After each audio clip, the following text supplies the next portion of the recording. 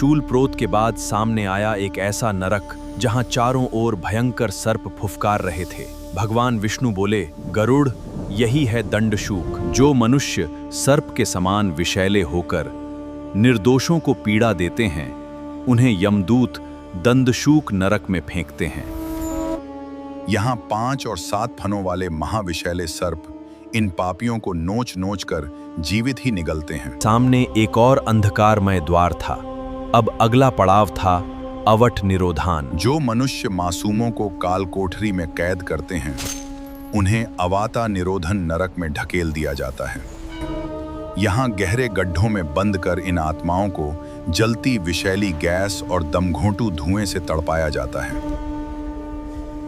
केवल असहनीय घुटन और पश्चाताप की अंतहीन चीखें ही इनका भाग्य बन जाती हैं। अवट निरोधान के बाद आत्मा को अपने ही कर्म उसके चारों ओर घूमते दिखाई दे रहे थे। भगवान विष्णु बोले, गरुड़, ये है पर्यावर्तन। जो मनुष्य घर आए भूखे अतिथियों को दुत्कार कर भगाते हैं, उन्हें यमदूत घसीटते हुए इस नरक में लाते हैं।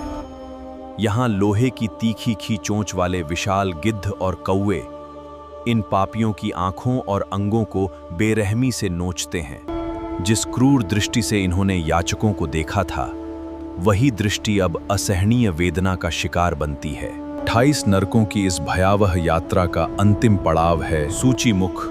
सूचीमुख नरक में जो मनुष्य धन और पद के अहंकार में चूर होकर अपनों के साथ भी छल करते हैं, उन्हें लाते हैं। यहाँ ये आत्माएं अपने ही कर्मों के डर से घिरी हुई हैं।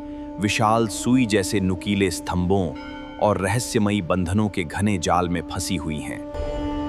नरकों की यातना समाप्त होते ही आत्मा कहाँ जाती है?